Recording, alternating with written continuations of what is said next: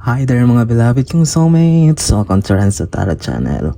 Andito naman po tayo para pagsamahan ng isang soulful and meaningful na tarot reading. Dito lamang po sa inyong lagi naabangan sinusuweba yan at pinakamahal na Renzo Tarot Channel.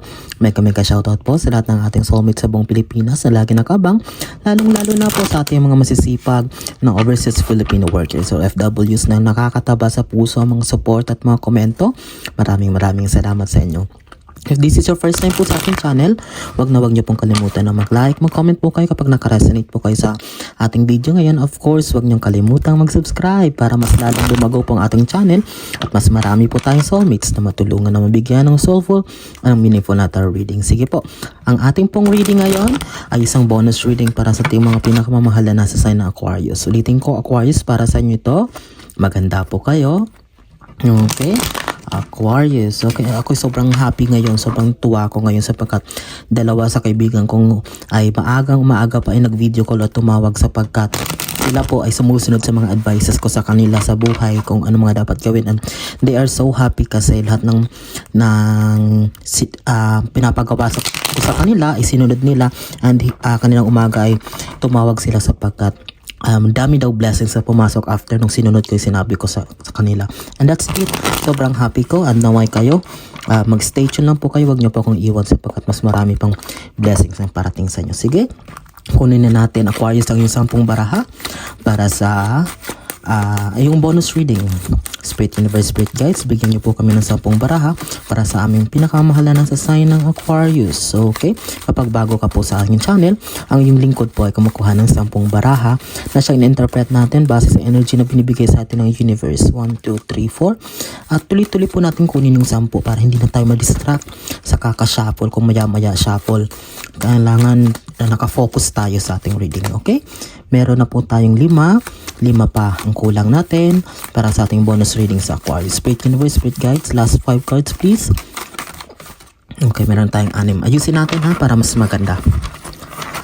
Okay, Aquarius, 4 pa po. Spirit Universe, Spirit Guides, last 4 cards for Aquarius. 4 na baraha para sa aming bonus reading sa Aquarius. Okay, 3 na lang.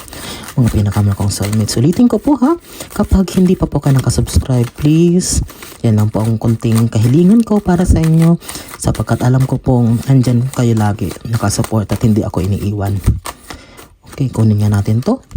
Ilan na ba? 1, 2, 3, 4, 5, 6, 7, 8, 9. Okay, isa na lang. Isa na lang po. Spirit Universe, Spirit Guides. Last 1 card para sa Aquarius. Okay. Yun, buong-buo na po. Buong-buo na. Buong-buo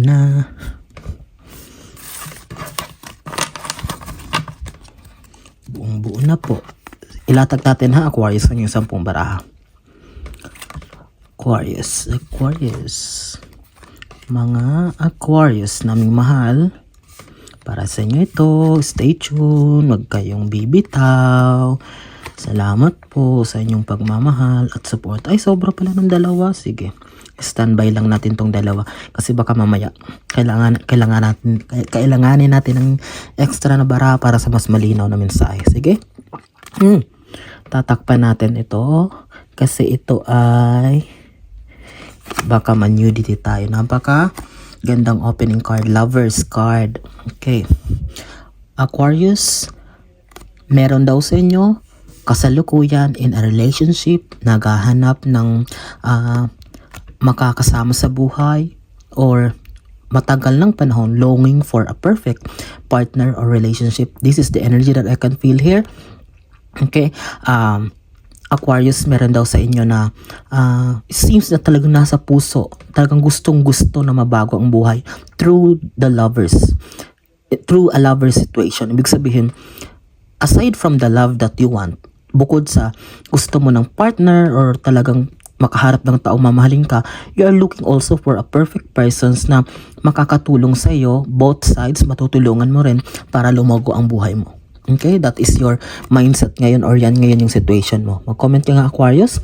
Parang hindi lang basta partner, kundi makakasama mo na lalong-lalo na may drive din, may passion din na gusto rin na matulungan ang buhay niya, pati ikaw na yun, umangat, umasenso sa buhay. Pangalawa, di ba yan Ayan kayong dalawa. Two of Pentacles, it means that Aquarius, yung person na to ay na maaring makilala mo ay klase ng tao na magaling or may talino or may idea sa tamang pagdadala ng pera, or Aquarius, maring ang person na to ay maaring siya rin ang magdala sa iyo ng stability, balance in terms of success or pera na maaring makamit mo. Ayan balancing. It means that talagang itong perfect person na ibibigay sa universe will help you not only para sa pagpasok ng pera, but also to guide you to balance everything.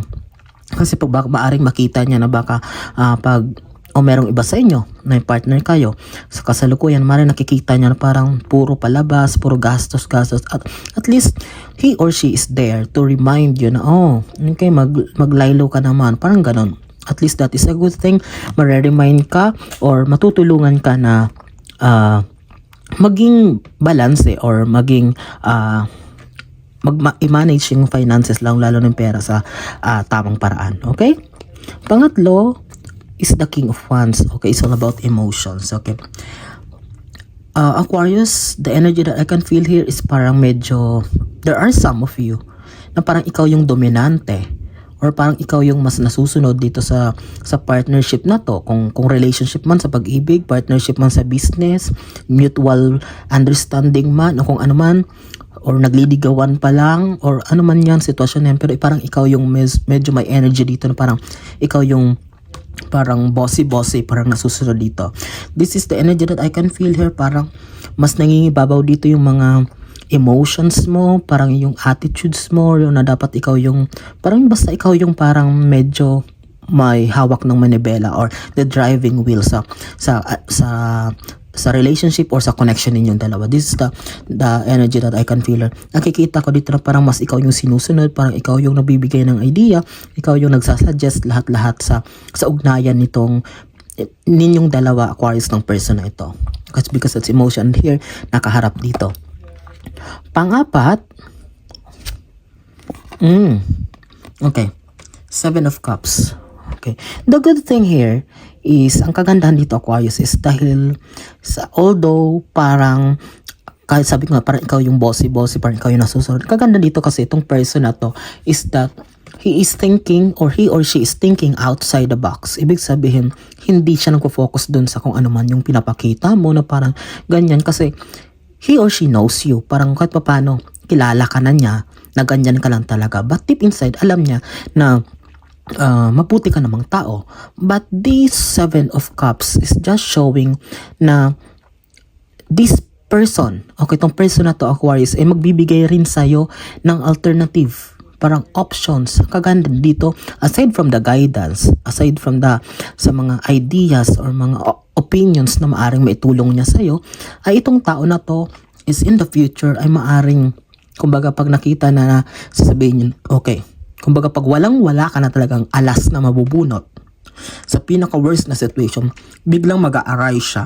Biglang siya naman ang, okay, tapos ka na. Wala na talagang paraan tayo magagawa. Okay? Kumbaga wala ka nang mahugot. Wala ka nang malapitan. O ako naman ang kikilos.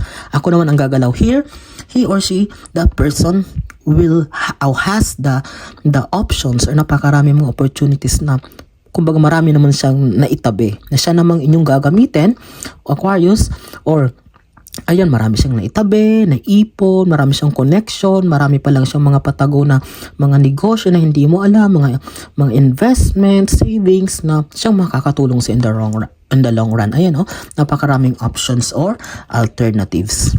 Okay, Aquarius, malinaw ba? Panglima, Queen of Cups, nakaharap pa rin doon. Talagang ito, the energy na feel ko dito is a person mo naman. Kasi kanina yung King of Wands nakarap doon sa emotion. But this one, Queen of Cups, this is a reminder for the universe na kung kanina, sa King of Wands sinasabihan ka na parang ikaw yung dominante, parang ikaw susunod dito, sa person mo na to, ayun, di ba sabi ko sa'yo, napakatalino yung tao na yan. Maswerte ka, Aquarius, napakatalino. At the same time, alam mo yun, napakalalim niyang klaseng tao. Hindi naman weird. Parang, maswerte ka kasi yung tao na yan, siguro parang subok na sa buhay. Parang grabe yung maturity. To the sense na napakarami yung learnings na natutunan. Na ikaw, kung ano lang talaga yung desisyon mo, yan ang gagawin mo. But this kind of person na makikilala mo or nakilala mo na ngayon or ibibigay sa universe is a very matured person. Matured in the sense na sa lahat ng mga gagawin nyo, sa lahat ng mga desisyon na gagawin nyo, ay siya talaga yung mga ideas niya ang mag-work or makakatulong. Basta makinig ka lang sa kanya or basta pag-usapan nyo ng maayos, everything will work out. Okay, Aquarius? Sige, second row tayo ha, pang-anim na baraha. Wow! Magician card. A very beautiful card. Diba? Sa lahat ng deck na to, ang Magician ang napakataas. Siya ang pinaka-cover ng box. Ibig sabihin, Magician will turn impossible things to possible. Kung feeling mo wala ng paraan, kung feeling mo imposible ng mga bagay-bagay, magugulat ka, mag-a-arise sa Magician. It means, nakatapat siya na the Lover's card. It means, na talagang kung sino man ang ibigay sa universe or maybe in the future biglang mawala man yan, mag-break man kayo or kung ano man yan, everything or not everything, everyone, every person na may meet mo will have an impact sa iyo or parang siya yung mag-iiwan ng learnings, may mga matututunan ka. With this Magician card, hindi yan basta-basta kilala mo lang. Kundi, andyan yan, ibibigay sa iyo ni Universe Aquarius na para may purpose yan sa buhay mo. Okay? Para may matutunan ka, both sides may matutunan din siya sa iyo and you work together. With this Magician card, you are assured that the person that you will meet in the soonest time or yung tao na yan na nakilala mo na binigay sa iyo ni Universe is at least not perfect, hindi perfecto, but somehow tutulong sa iyo, magbibigay sa iyo ng kaginhawaan sa buhay. Kasiyahan. Okay? Peace. Pang-pito, partnership. Five of Wands. Tapos nakatapat pa siya dito sa Two of Pentacles. Okay? Aquarius, the energy that the universe is saying is that you really need to work together.